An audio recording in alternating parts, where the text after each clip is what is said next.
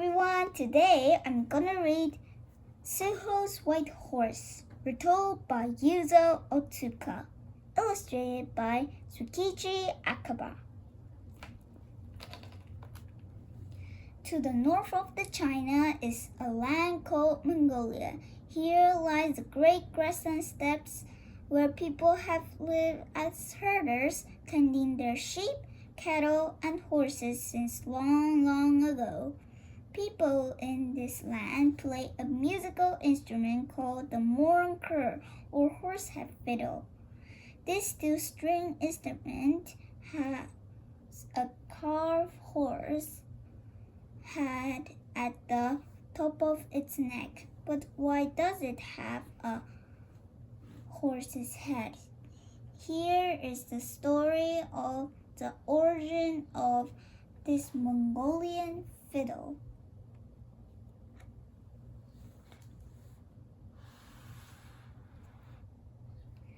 One Mongolian steppes long ago lived a poor shepherd boy named Suho.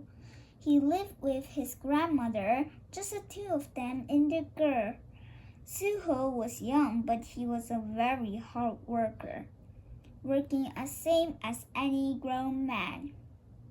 He'd get up early in the morning to help his grandmother prepare their breakfast, and then he would shepherd their 20-some sheep out on the vast grasslands.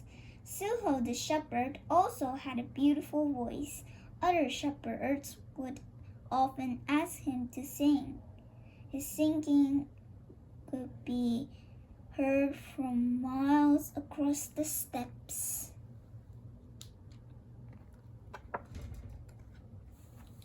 One evening, after the sun had set behind the distant hills and darkness had spread over the steppes, the neighbors gathered because Suho, the young shepherd, had still not come home. His grandmother was very worried, and everyone was anxious, wondering what had happened to him.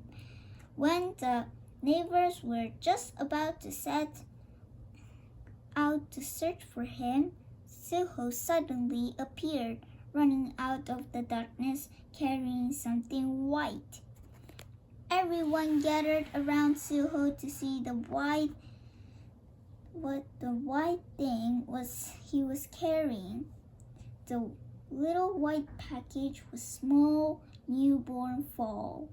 Suho beamed with joy as he told the story how he found this white foal. On my way home, I found this foal. It was struggling to stand. I looked about, but I couldn't see its owner or its mother. If I had left it there, I'm sure the wolves would have eaten it, so I brought it home with me.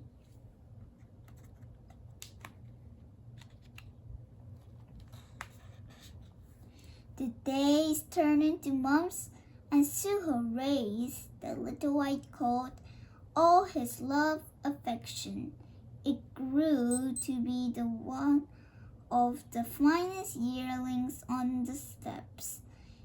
It had strong features, and it was white as snow. People would often stop and stand looking at the handsome colt, speechless in admiration. This colt was Suho's pride and joy.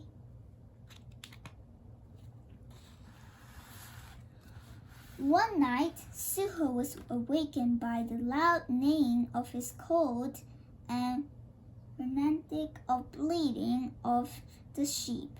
He jumped out of the bed and ran to the sheepfold. There in the darkness, he could see a giant wolf attacking the sheep. But standing between the wolf and the sheep, fighting off the wolf attacks, was his little white horse. Suho chased the wolf off and ran to his brave white colt's side. His body was covered with sweat. He must have been fighting off the wolf for a long time, rubbing his wet body, Suho spoke quietly to him, just like he would speak to a baby brother. My little white horse, you did a great job fighting off that giant wolf. Thank you, my friend. Thank you so much.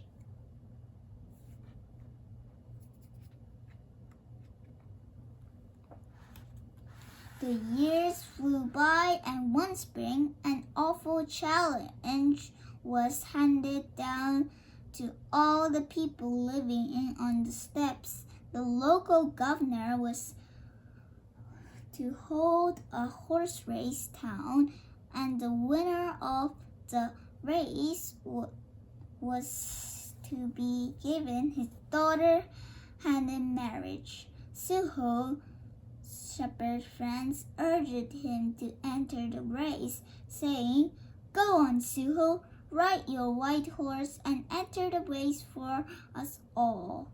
Finally, Suho agreed, and sitting high on his beautiful white horse, he rode off to the town across the great grasslands to enter the horse race.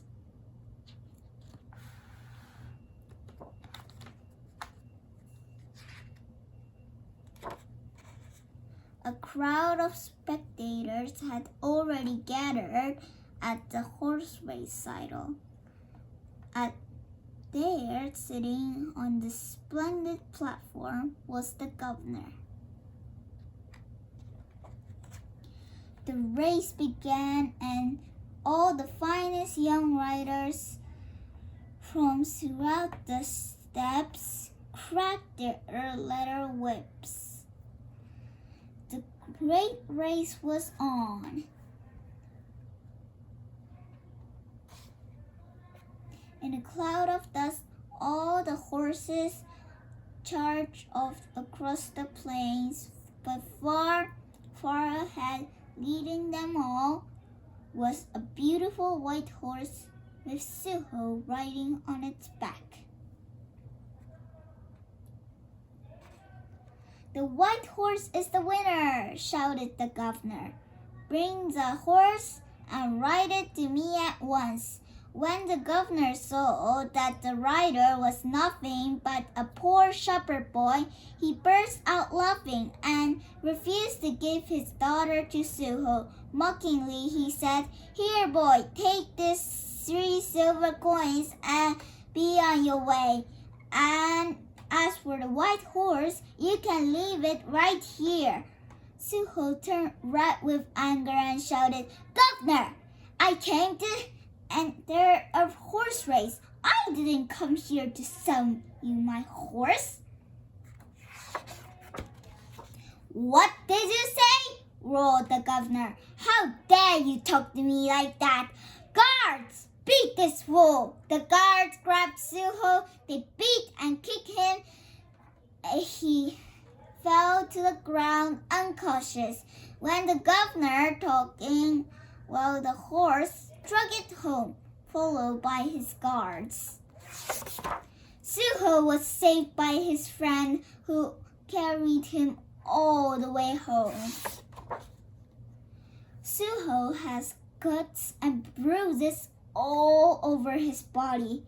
Grandmother stayed by his side night and day to treat his painful wounds.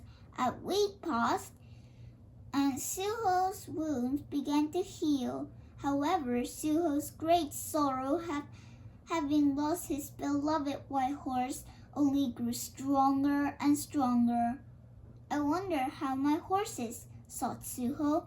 Thoughts about his white horse filled his mind. What had happened to his white horse? Meanwhile, across the steppes, the great governor was very proud of his beautiful white horse. In fact, he was so proud of that he decided to hold a grand banquet so he could show off his new white horse. When the grand banquet was all its height, the great governor called on his guards to fetch his white horse. He wanted to ride and parade the white horse in front of all his guests.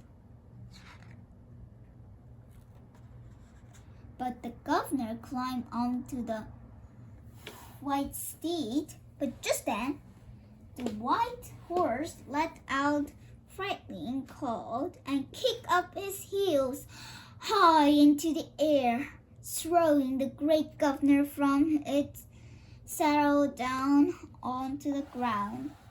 Then breaking free, the white horse charged right through the saddle desk and galloped off like a gust of wind across the grasslands. The governor struggled to his feet and roared, "Guards, catch my horse, and if you can't catch it, kill it with your arrows." The guards threw their bows and all at the same time released their arrows. The arrows flew through the air with a whistling sound and showered down on the white horse's back. Yet the white horse continued to run.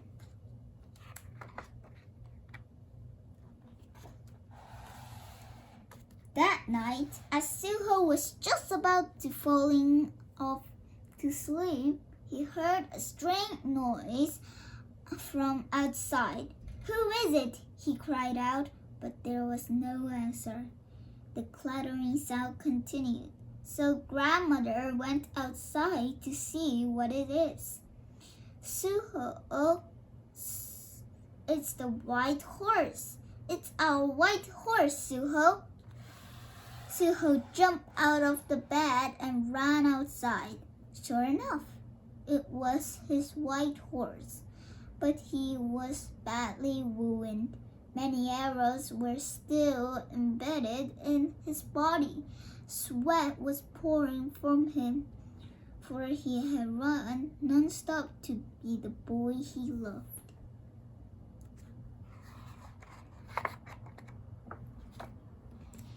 Gritting his teeth, Suho began to pulling out the arrows one at a time. Blood gushed out of each wound. "White horse, oh my beautiful white horse, don't die," cried Suho. But the horse grew weaker and weaker.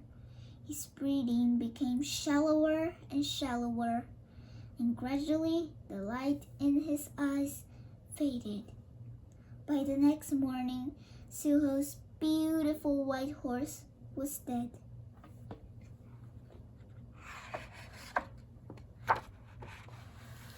Night after night, Suho lay awake crying. Then one night, when he could cry no more, he fell asleep and had a dream. In his dream, he was stalking his white horse. The white horse nuzzled Suho and spoke to him softly. "Don't be so sad, Suho. Take my bones, my hide, my tendons, and my hairs. Use them to make a musical instrument. If you do this, I can always be by your side, and I can always comfort you." As soon as Suho awoke from his dream, he went to work, using the bones, hide, tendons, and hairs as the white horse had told him to do. Suho quickly constructed the musical instrument. The musical instrument was finished. It was called the morin khuur, or horsehead fiddle. Whenever Suho went, he always took his fiddle with him. Every time he played it, he reminded how his precious white horse had been killed, and feelings of pain welled up inside. but he was also able to remember the happy days spending riding across the wide grasslands, mountain of white horse. When he played his fiddle, it always felt like the white horse was all right by his side. At times like these, the sound of the fiddle would resound more beautifully than ever, and it moved the hearts of all those who listened to his deep, rich tones. The years passed, and gradually the horsehead fiddle became popular throughout the Mongolian steppes. And so, to this day, when the dusk falls over the vast grasslands, the shepherds gather together to listen to low and gentle sounds, them to forget all the pains and worries of the day, fills them with peace and new strength. The end.